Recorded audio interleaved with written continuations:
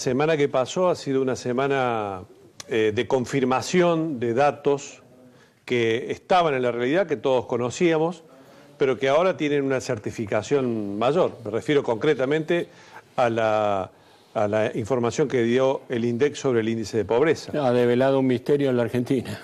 Un misterio que todos conocíamos. Sí, pero que no era el 5% de Cristina Kirchner. De ninguna manera. Por lo tanto, me parece que se ha cerrado una discusión respecto de la dimensión del fracaso de la Argentina en términos sociales, que también es un enorme fracaso político de la Argentina, porque esta pobreza no se construyó de un día para el otro, y no estoy lavando las culpas de este gobierno.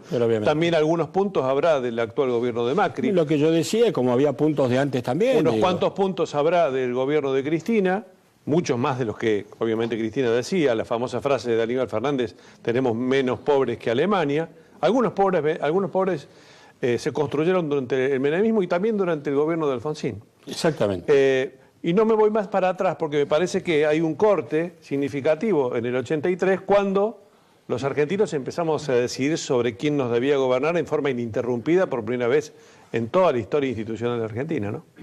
De manera que, más allá de quién tiene la culpa de la pobreza, que me parece una discusión política válida, ciertamente válida, lo que debiera comenzar a discutirse y a realizarse, más que discutirse, es cómo realmente, Charlie, vamos a enfrentar la pobreza y vamos a tratar de reducirla. Es una política de Estado. Una política de Estado que excede largamente a este gobierno. Me pareció razonable que Macri dijera: quiero que me juzguen si bajo a la pobreza o no bajo a la pobreza. Es casi, te diría, una táctica electoral razonable, teniendo en cuenta que es tan alta que probablemente no va a bajar. Macri logre bajarla si un no poco, baja es un fracaso de y todo. eso lo presente como un buen resultado. Ahora, ¿cuánto es razonable de pobreza en un país? Bueno, no cero seguramente, no se puede lograr. Por cierto, pero los índices que hemos tenido en los últimos años, en las últimas décadas, tan visible como nos resulta, es un dato que me parece que convoca a un nivel de seriedad que la clase política, la clase dirigente en general, no solo la clase política, no ha tenido sobre el tema más delicado que tiene la Argentina. Sergio, hablando de temas delicados, caso Nisman está de vuelta en la escena.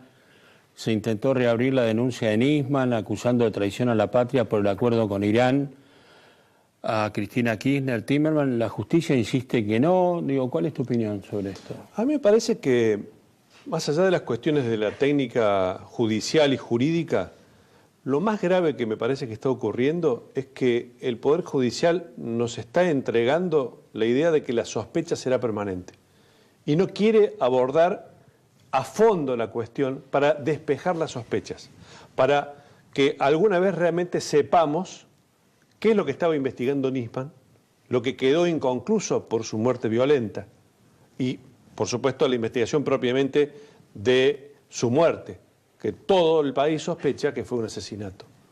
Pero lo primero, ¿qué estaba investigando Nisman? ¿Y por qué no queremos ir a fondo con la cuestión?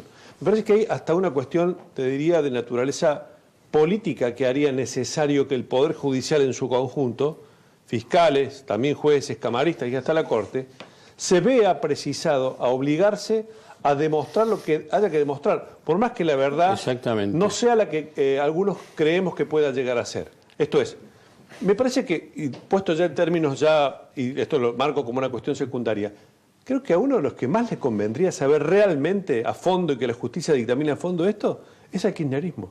Porque le limpiaría eventualmente la sospecha, reemplazaría una certidumbre por la sospecha que todos tenemos. Te invito a hablar con Germán Moldes, el fiscal.